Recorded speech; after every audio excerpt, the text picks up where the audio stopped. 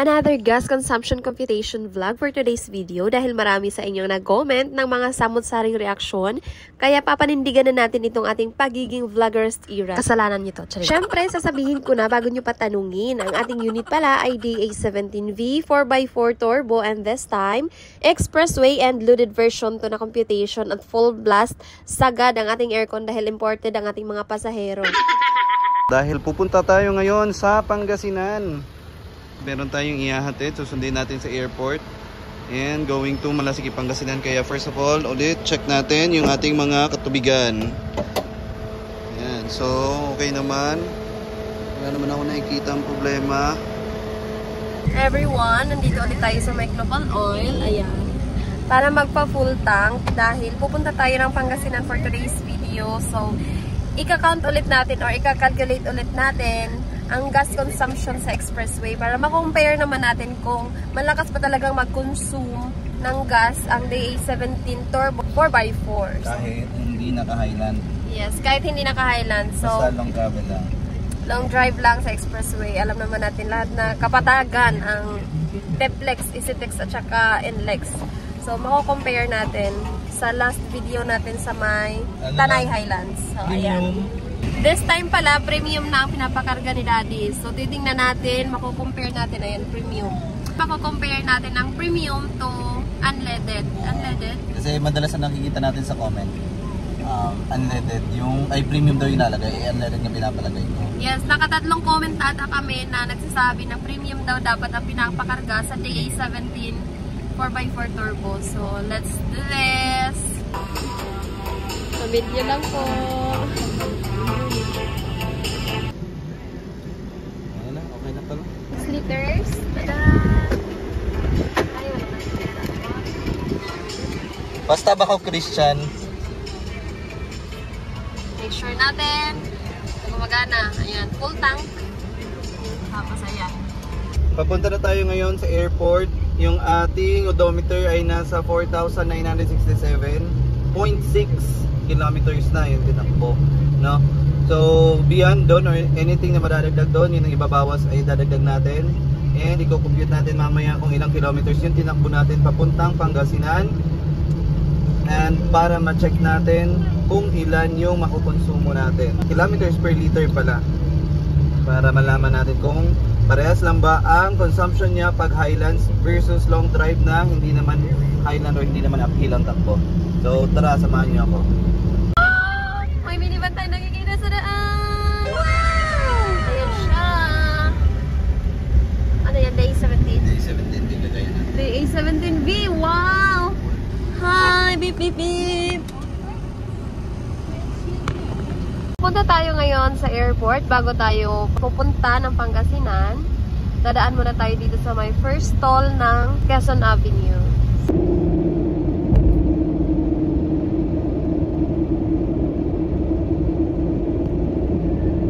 We're here nasa airport, Terminal 3. Ayan. Dinantay pa namin yung pamangkin ni Daddy na dumating. Nakarating na ba sila? Nagland na daw. Nagland na. So, baka nasa immigration pa. Ayan. Kuha siya ng ticket para makapark tayo sa loob. Multi-level parking ng Naiyan. Terminal 3, ah.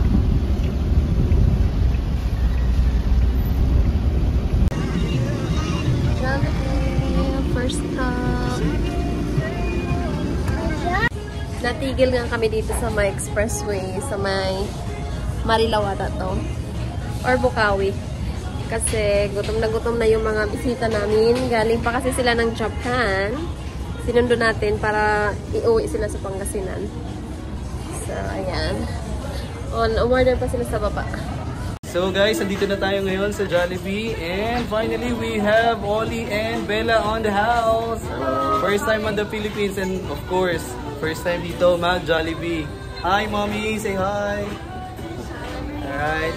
So tara, samahan nyo kami. Kakain lang muna kami bago pumunta ng Pangasinan. Bye!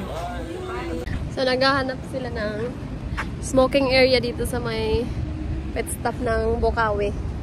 Ayun, nasa gitna kasi yung smoking area. Yan yung mga may halaman-halaman dyan. Yan, nandito tayo ngayon sa Marilao. na katawag ito KM23.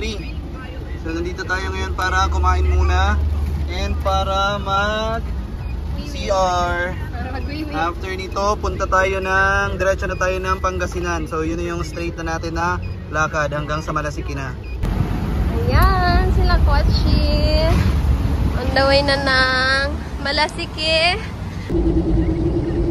Update. Nandito pa rin tayo sa may Bukawi, Bulacan.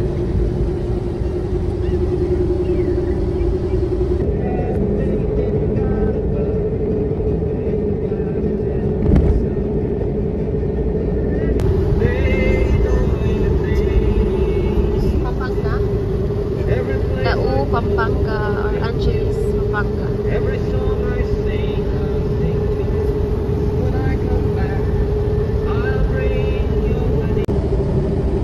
Triplex. We're here na sa Triplex.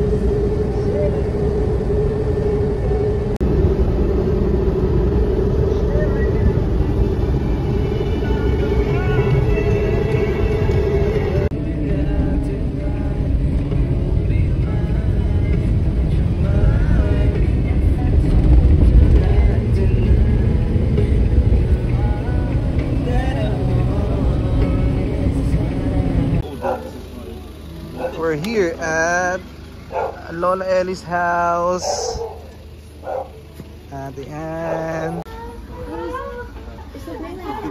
Yeah, this is Bella. We just arrived here and it's first time seeing Oma Ellie.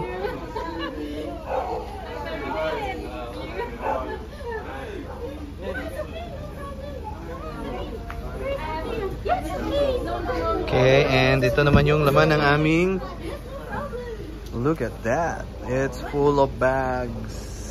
Karating na kami guys dito sa may Pangasinan, Malasiki, Pangasinan. Ayan, pinapahinga muna namin sila Kwachi kasi mahabang biyahe ito. 3 to 4 hours kaming nagbabiyahe. So, ginawa namin, naka-timer siya. Ayan, naka-timer. Para pwede namin siyang iwan kasi syempre nagchika-chika na sa loob mga kamag-anakan. So, pahinga muna natin sila Kwachi dyan. Tayo ay papasok muna para kakain ng dinner. Ito pala yung pinupuntahan namin dito palagi.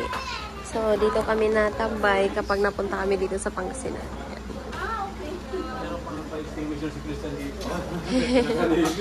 Pang-Europa yan. Ang sarap-sarap. Sarap-sarap ng dinner.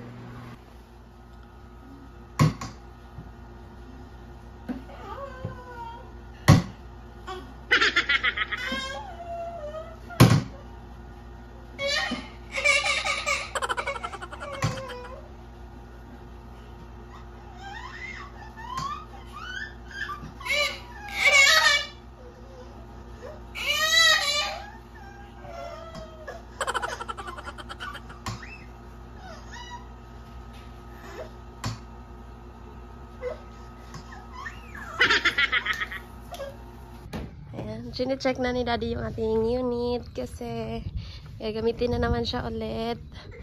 Pupunta tayo ngayon sa may... Saan nga tayo, Daddy? Ano daw? Private resort. Yan, pupunta tayo sa may private resort dito sa may Malasiki, Pangasinan. Ito pala yun, guys, yung tinutuluyan namin dito. Bahay ni Auntie Ellie. Tapos, dyan kami nakastay.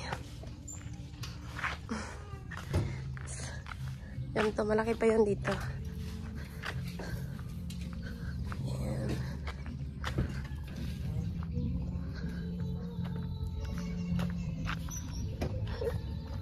Yan na siya. Ang dami ang dami nilang, yan, malawak pa yan doon. May mga mangga. Ayan. Hanggang doon sa dulo, sa kanila pa yan.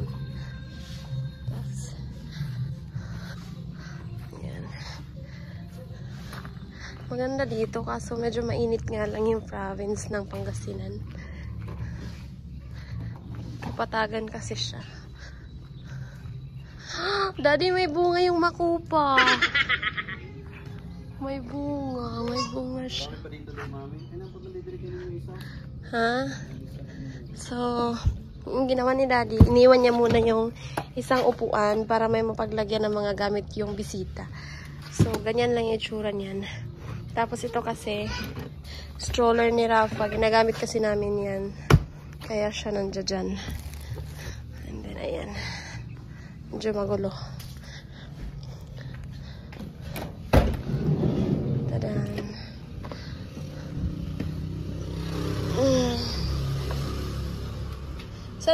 Saan ko ito ilalagay? Sa likod doon na sana. Medyo mayaman-yaman kami kahapon. Kaya naka-Starbucks kami. And ito naman yun. Yeah. May itsura dito sa... Ito itsura dito sa may front. Ayan, nandyan yung mga kagamitan namin. Diba? Sabi ko naman sa inyo, gusto ko yung kami ang nagwawasiwas ng pinto. My goodness. Saan ka ito itatapon? Yan sa may likod. Oh, okay.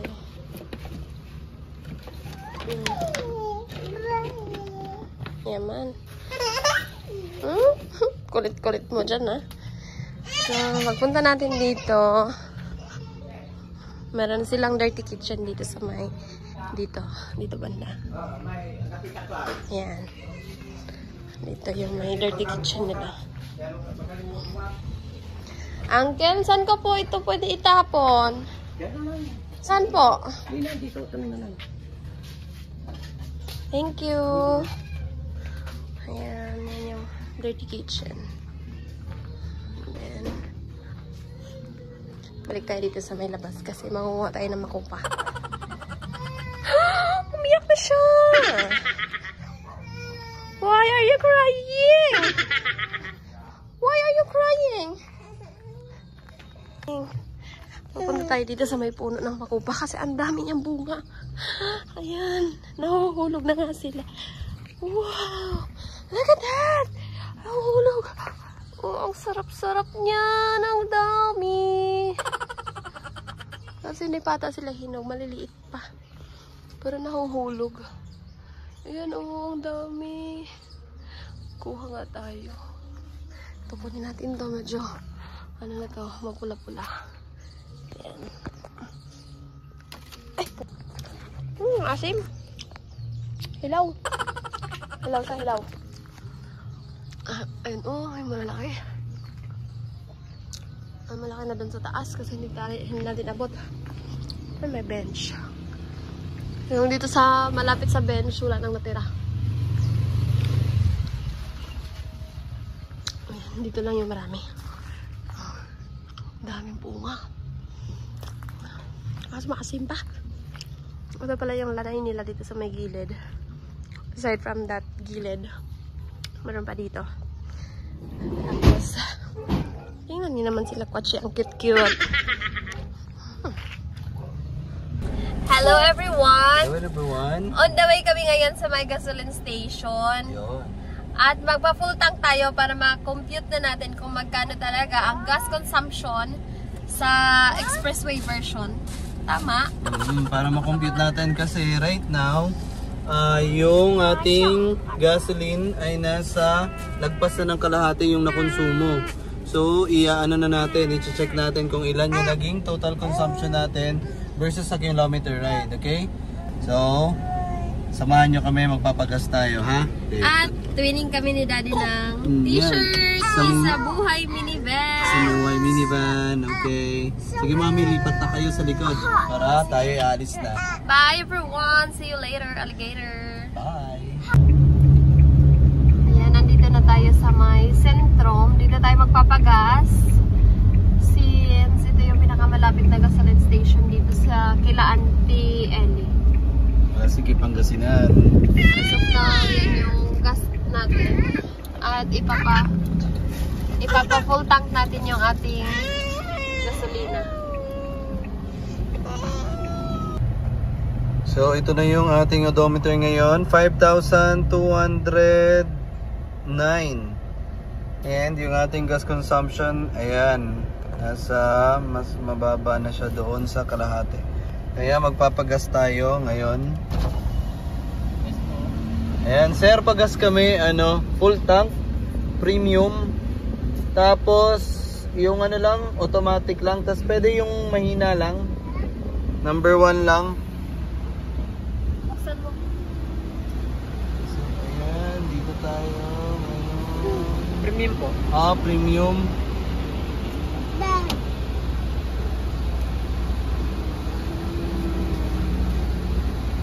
Start 0-0 po sila. Okay. Kayangin po. Sige po, thank you.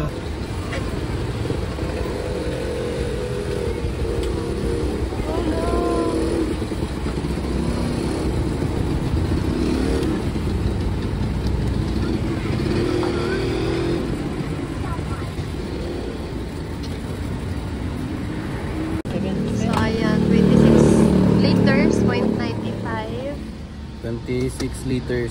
So mamaya ko compute natin kung ilan yung tinakbo lahat. Tapos magpapahangin na lang din kami, sir. Ha? Ano na lang? Ay, cash, sorry, magbabayad muna kami, cash.